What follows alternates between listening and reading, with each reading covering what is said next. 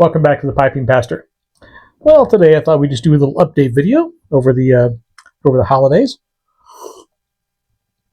the October holiday anyway. I recently celebrated a birthday. Of course, I'm not going to say what day it was, identity theft protection and all that kind of thing, but let's just say it was recent. And for that birthday, one of the things I got was a new microphone. So you can see I'm back with good sound again. And I was rather chagrined when I came out here to do the video because I remember I forgot to charge the microphones. And I was like, oh, I just got these new microphones, recently, and I just didn't even think about it until it was time to record. Happily, they came charged.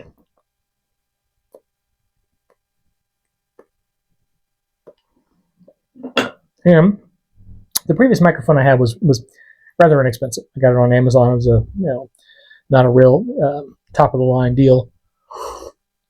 So for my birthday present, my wife upgraded me. You can't see it's an empty case here, but it was a nice one. It's got two of these setups with different clips, and then of course the chargers and so forth, everything else in there. So I think a much better setup. So hopefully you can look forward to some better sound, or at least more reliable sound. For a little update video today, I am smoking some Kingsfoil, my Country Squire.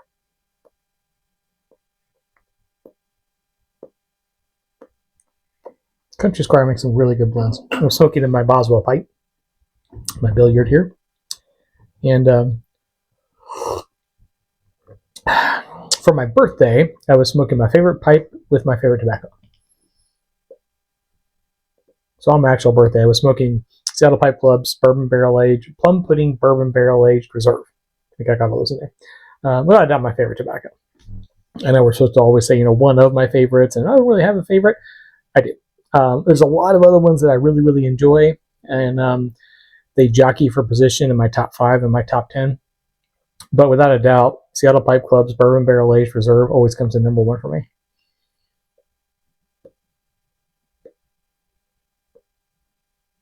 I also try not to smoke it too often. It could be a daily smoke for me, but it's kind of like, when you really have a favorite dish, you don't want to eat it every day because then you might get bored with it. I kind of like having it every once in a while. It's not my International Pipe Smoking Day blend because it's not super rare, because you can still get it. It's kind of expensive, but you can still get it. But definitely on my birthday.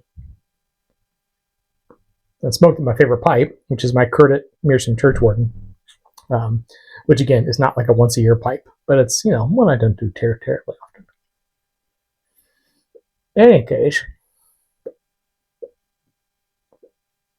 I also got, I'm very happy about this, another book. And yeah, you can always use more books. Oh, actually, I've run out of space. But one does not simply stop buying books just because one runs out of bookshelves. One must find more space. So, the book they got me for my birthday, I'm very happy about this. I've never read it. So I'm really looking forward to getting into that and discovering all the history of that. So after I finish it, maybe I'll do a little wee review of it on the channel. But I also got some leathers for my bike. Leathers, obviously to wear for my bike. And Ethan was asking about what kind of bike I got, so I told him I'd put a picture in for the next video, and here it is.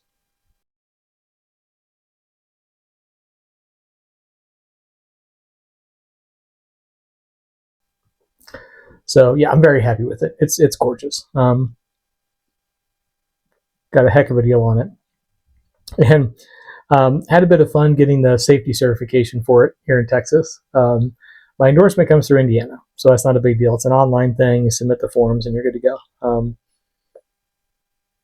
Because I've been previously, I rode previously years and years ago, so I already had gone through that process in Indiana years ago. So I just had to send them my stuff about the safety course I had taken here in Texas, and Bob's your uncle, we're good to go. But the safety course I wanted to share with you. It's billed as a beginner's safety course. It was anything but.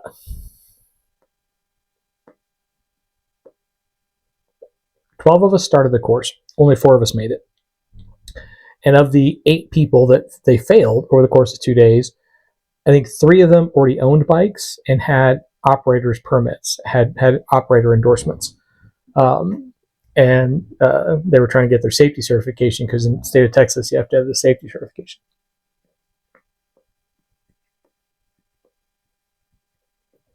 One of them had even taken the course previously, but because they had not taken the advanced course, they had to retake within a year. They had to retake the basic one. Still didn't make it. It's a 2-day course. As I said, it's billed as a beginner course. And initially, yeah, it's beginner stuff. Parts of the bike, where the friction zone is with the clutch. You literally start out doing like a speed walk on the bike, like in low first gear, learning how to use the friction zone with the clutch and so forth. Really beginner stuff, but it ramps up in no time. Within the first day, we were already doing like 0 turn radius at low speeds. So like low speed in first gear, doing figure 8s with a full turn on the wheel in a very small box.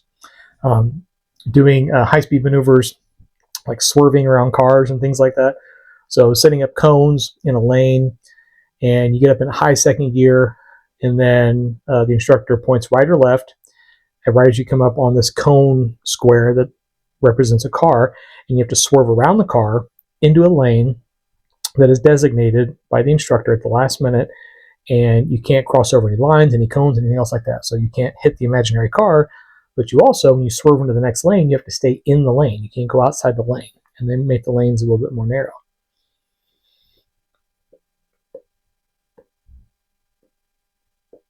Tight right turn radiuses, and all these various different things that are really technically kind of difficult. Quick stops. So getting up again into high second gear, and then having like one bike length to slam on the front and rear brakes without locking the tires up, and coming to a controlled stop, as in a car was in front of you and slam on the brakes and you have to react. So they're necessary skills. I'm not going to say they're not. And the point of fact, I think a lot more riders should have those skills developed before they go out on the street. But definitely something that if you've never ridden before, and there were a few people who had never ridden before, you're not going to make it. But that's it. Happily, I did. So I got that certification, so I'm all good to go. In any case, I wanted to touch a bit on the Halloween holiday.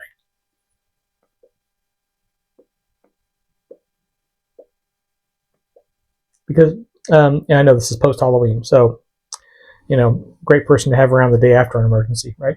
I tended to get this out ahead of time, but time got away from me. But I think it's still a useful video, because a lot of Christians kind of struggle with Halloween.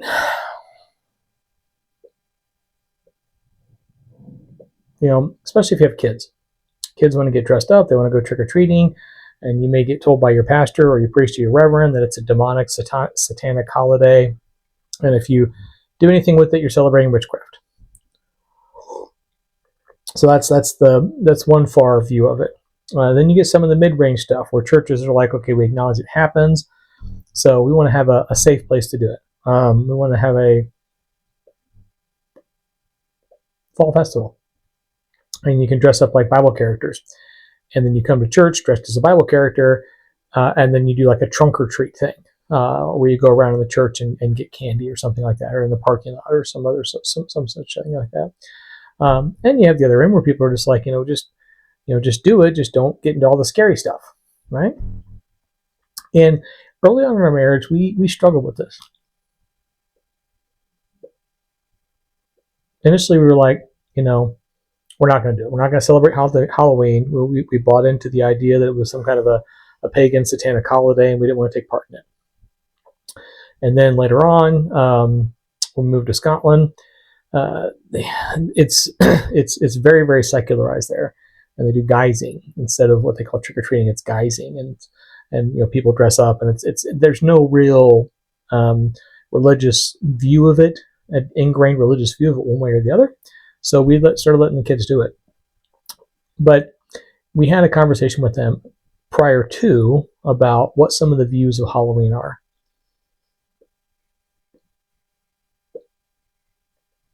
Because you can do research into this thing all day long and finds all kinds of different views. So basically, we just went with the whole thing with Paul. The whole meat sacrifice to idols thing. And the difference between, belief and where you put your faith. So we had a really good chat about it. The challenge with looking at this theologically is that those who view Halloween or Samhain, All Hallows Eve, however you want to refer to it, as a Wiccan or a pagan or a satanic holiday, the thing is those religio-philosophic traditions, however you want to couch that phrase, they don't really have a fully developed canon. There's no, we have all manner of different liturgical interpretations of the Bible and all the festivals and things like that. I mean, if you just watch the video with Parsimonius and Dread Tiger and Potter Piper, you can see just 3 views of Christianity right there, and there are a lot more. And there are tons and tons of writings out there, theological interpretations in the Jewish and Islamic faith and Buddhist faith and all these other different faith traditions. There's tons and tons of holy text and interpretations of this holy text. And we simply don't have that in paganism in all of its various different forms, whether it's Norse or Greek or Wiccan or Druidic or what have you. There's no nationally or worldwide agreed upon canon of text for different traditions. It's not nearly that organized. So even when you speak to a pagan person who may be celebrating Halloween, for the most part, they're going to interpret it in their own particular way, and they're going to say, oh, it's because A, B, or C. And someone else might say, no, it's because of 1, 2, and 3. So to react against something that is that, undefined, it's like nailing Jello to a wall, right?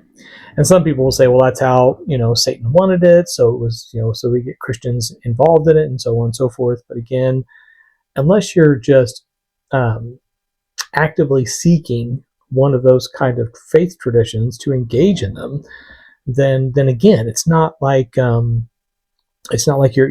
going in to worship idols, right? It's not like you're bowing down to the Baal and the Ashereth poles and so on and so forth and offering sacrifices to them. I think people get a little too deep with that. Your kid putting on a plastic mask and asking your next door neighbor for candy is not exactly engaging in a liturgical satanic rite. Just not.